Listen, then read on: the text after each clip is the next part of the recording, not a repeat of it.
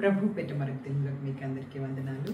ఈ దినము ప్రభు మన కొరకు ఏర్పాటు చేసుకున్నటువంటి వాక్య భాగము మత్తయి సువార్త 17వ అధ్యాయము 21వ వచనం నుంచి చూసుకుందాం.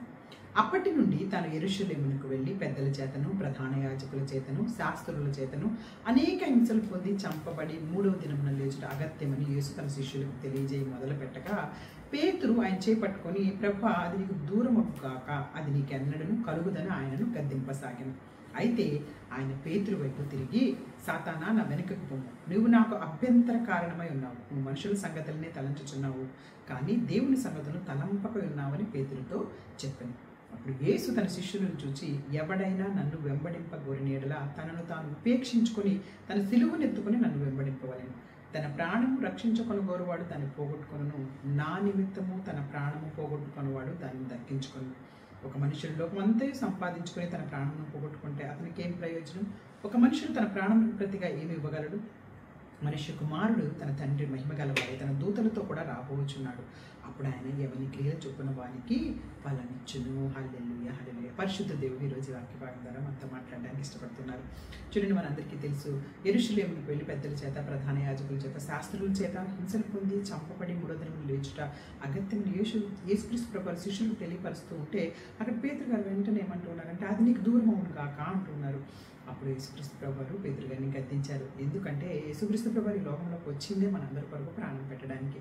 అలాంటప్పుడు ప్రాణం పెట్టడం దూరం అవును కాక అని చెప్పేసి పేతురులోకి సాతాను ప్రవేశించి అంటూ ఉంటే, సాతాను, నా వెనుకకు పొమ్ము, నువ్వు నాకు అభ్యంతర కారణమై ఉన్నావు అని అనేక సార్లు పేతురు గారు యేసుక్రీస్తు ప్రభు వారితో ఉంటూ ఉన్న సమయాల్లో చాలాసార్లు తొందరపాటుగా అనేకమైనటువంటి విషయాల్లో తొందరపడినట్టుగా మనకి అర్థమవుతూ ఉంటుంది.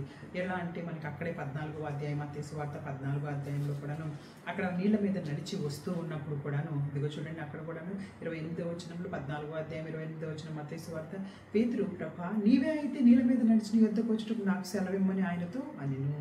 యేసుక్రీస్తు ప్రభు వారు 4వ జామున వారు అక్కడ ధోనిలో ఉన్నప్పుడు వారికి ఎదురుగా యేసుక్రీస్తు ప్రభు 4వ జామున వస్తూ ఉంటే, ఫస్ట్ శిష్యులందరూ కూడా సముద్రం మీద నడుచుట శిష్యులు చూసి తొందరపడి పోతామని చెప్పుకొని భయపడ్డారు.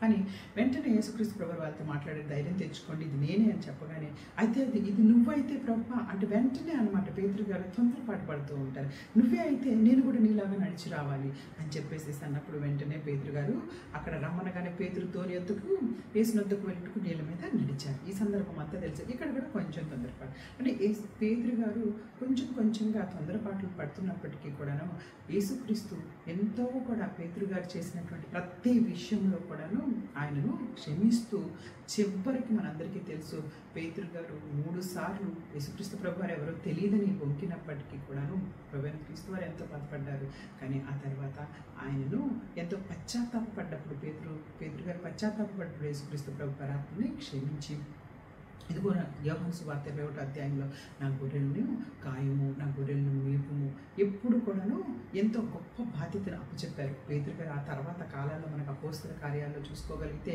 ఎంతో చక్కగా ఇదిగో సంఘాన్ని కట్టి సంఘం మీద అందరినీ నిలబెట్టి ఎంతో చక్కగా ఉద్యోగం చేశారు. కాకపోతే కొన్ని సందర్భాల్లో మనం కూడా ఇలా తొందరపాట్లు పడుతూ ఉన్నప్పుడు ముఖ్యముగా మనము క్రీస్తులో నిలబడాలి అంటే క్షమించే గుణం కలిగి ఉండాలి. ఇక్కడ చూడండి, యేసుక్రీస్తు ప్రభు ఏమంటూ ఉన్నారంటే, ఎవడైనా నన్ను వెంబడింపగోరిన యెడల తనను తాను ఉపేక్షించుకొని తన సిలువనెత్తుకొని నన్ను వెంబడింపవలెను. ఈ లోకంలో మనము ప్రభువైన క్రీస్తు వారిని వెంబడింపాలి అంటే మొట్టమొదటిగా మనం చాలా తగ్గించుకోవాలి, మనం ఉపేక్షించుకోవాలనే విషయాన్ని తెలియపరుస్తున్నారు. ఉపేక్షించుకోవడం అంటే ఏంటో తెలుసా? నువ్వేంటో ఈ లోకంలో నువ్వు మర్చిపోవాలి. నీకున్నటువంటి ఆస్తి, నీకున్న అందము, లేకుంటే నీకున్న చదువు, లేకుంటే నీకున్నటువంటి జనబలము, ధనబలము, ఇంకా ఏం చూసుకొని మనం గర్వపడుతూ ఉన్నామో, నీకున్న జ్ఞానము, వీటన్నిటిని ఉపేక్షించుకోవడము అంటే ఇవన్నీ పక్కకు పెట్టేసేసుకొని నేను కేవలము క్రీస్తును అనుసరిస్తూ వెళ్ళిపోవాలి. యేసుక్రీస్తు ప్రభు అని లోకంలో మనం అనుసరించడానికి ముఖ్యమైనవి మనందరికీ తెలుసు. మనం ముఖ్యంగా ఇతరులను క్షమించేటటువంటి గుణం కలగాలి, ఎప్పుడు ఇతరులతో సమాధానంగా ఉండేటటువంటి గుణాన్ని కలిగి ఉండాలి, విశ్వాసంతో ముందుకు సాగాలి, అలాగే ఇతరుల కొరకు ప్రార్థన చేసేటటువంటి విజ్ఞాపన ప్రార్థన చేసేవారిగా మనం ఉండాలి. ఇంకను వాక్యంలో మనము ఎల్లప్పుడూ కూడా ప్రతి దినము కనీసం 2 అధ్యాయాలైన వాక్యం చదువుకునే వారిలో మనం ఉండగలగాలి. ఇవన్నిటిని కూడా మనం అనుసరిస్తూ ఉంటే ఎప్పటికప్పుడు ఇదిగో మనం అనుసరిస్తూ ఉండగానే మన జీవితాల్లో అనేకమైన మేలును దేవుడు అనుగ్రహిస్తూ ఉంటారు. హల్లెలూయా, హల్లెలూయా.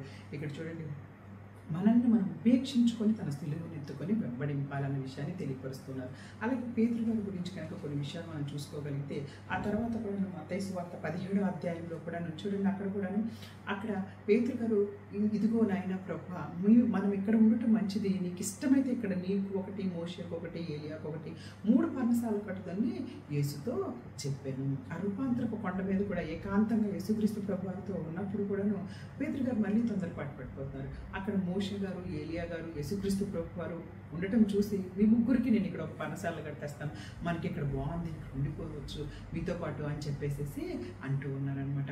అంటే అనేక సార్లు ఆత్మీయ జీవితంలో మనం కూడా తొందరపాటు వలన అనేక విషయాల్లో పొరపాట్లు చేస్తూ ఉండొచ్చేమో, కానీ మనం ఒక దినంన ఇదిగో దేవుడి దగ్గరికి వెళ్ళి ఈ పొరపాట్లు వీటన్నిటిలో పేతురు గారిని దేవుడు సరిచేస్తూనే ఉన్నారు. మనల్ని కూడా బైబిల్ దేవుని యొక్క వాక్యము ప్రతి దినం మనల్ని సరిచేస్తూనే ఉంటుంది. వాక్యం ద్వారా సరిచేయబడిన తర్వాత ఇదిగో పేతురు గారు ఏ విధంగా అయితే సంఘానికి ఉపయోగపడ్డారో, ఏ విధంగా సంఘాన్ని కట్టారు, సంఘంలో ఉన్నటువంటి ప్రతి ఒక్కరిని మనకందరికీ తెలుసు. యేసుక్రీస్తు ప్రభువారు చనిపోయి తిరిగి లేచిన తర్వాత మనకి అపోస్తల కార్యాల్లో కనుక చూసుకోగలిగితే అపోస్తలుగా పేతురు గారు చేసినటువంటి అనేకమైనటువంటి అద్భుతాలు అపోస్తల కార్యం 3వ అధ్యాయం చూడండి, ఎంత చక్కగా తెలియపరుస్తూ ఉంటారో. 3వ అధ్యాయంలో పేతురును యోహాను దేవాలయంలో ప్రవేశించబోయినప్పుడు ఒక భిక్షమడుగుతున్నటువంటి ఆ వ్యక్తి పేతురును యోహాను తేరి చూచి మా తట్టు చూడము అని వాడు వారి వద్ద ఏమైనా దొరుకునని కనిపెట్టుచు వారి వద్ద లక్ష్యం ఉంచాను. అంతటి పేతురు, వెండి బంగారాలు మా వద్ద లేవు, కానీ నాకు కలిగినది నీకు ఇచ్చుచున్నాను, నజరేయుడైన యేసుక్రీస్తు నామమున నడువుమని చెప్పి వాని కుడి చేయి పట్టుకొని లేవనెత్తాను. వెంటనే వాని పాదములు చీలమండలం బలపడెను. వాడు దిగ్గున లేచి నిలిచి నడిచెను. నడుచుచు గంతులు వేయుచు దేవుని స్తుతించుచు వారితో కూడా దేవాలయంలోనికి వెళ్ళాను. హల్లెలూయా హల్లెలూయా. చూసారా, పేతురు గారికి ఉన్నటువంటి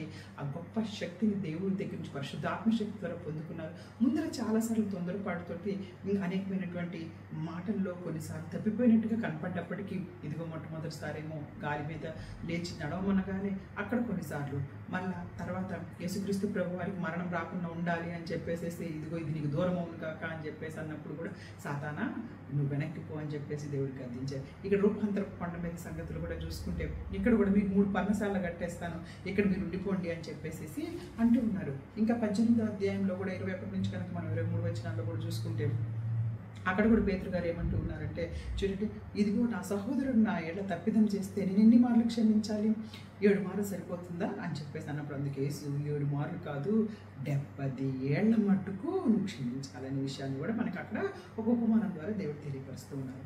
కాబట్టి ఈ యొక్క విషయంలో మనందరం కూడా ఇదిగో క్షమించే వారిగా ఉండాలి. పేతురు గారిని కూడా దేవుడు ఆ తర్వాత యేసుక్రీస్తు ప్రభువారు ఎవరో తెలియదని బొంకినప్పుడు కూడాను ప్రభువుని క్రీస్తు వారు మరలా పేతురు గారిని క్షమించినప్పుడు పేతురు గారు పశ్చాత్తాపడి దేవుని దగ్గరికి వచ్చేసారు. ఆ తర్వాత అపోస్తల కార్యాల్లో ఆయన చేసిన కార్యాలు అనేకమైనటువంటి కార్యాలు మనందరికీ తెలుసు కదా.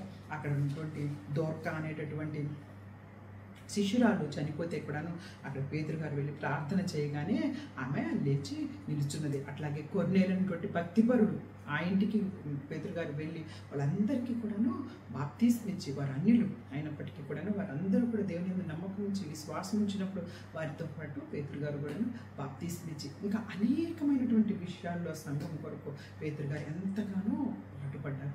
కాబట్టి ఈ దినం మనందరం కూడా మనకు ఉండవలసినటువంటి గొప్ప లక్షణం ఏంటంటే ఇతరులను క్షమించే లక్షణం. విశ్వాసంతో ముందుకు సాగుతూ వెళ్ళగలిగితే కొన్నిసార్లు తొందరపాట్లు మనకి భక్తులే తొందరపడ్డారు అని చెప్పడానికే పేతురు గారి యొక్క విషయాన్ని మనం ఈరోజు ధ్యానించుకున్నాం. అలాగా ఒకసారి తొందరపాటులో మనం కొన్నిసార్లు తప్పిపోయినప్పటికీ మరలా మనము ప్రభువైన క్రీస్తు వారు ఇదిగో మనందరినీ క్షమిస్తూ ఉన్నారు. కాబట్టి మన తొందరపాట్లన్నింటినీ తీసివేసుకొని ఆయన దగ్గరికి వచ్చి ఇదిగో ఆయన పాదాల దగ్గరికి వచ్చేసేసి సంఘం పనిలోను సంఘ కార్యక్రమాల్లోనూ మనల్ని బలవంతంగా దేవుడు వాడడు, కానీ నీ యొక్క ఇష్టాలతో ఇదిగో దేవుని పని చేయాలన్నటువంటి మన ఇష్టంతో దేవుని పనిలో ఉండగలిగితే పేతురు గారిని హెచ్చింపచేసినట్టు మనందరినీ దేవుడు హెచ్చింపు చేయనుగాక. ఆమేన్. God bless you all. God bless you all.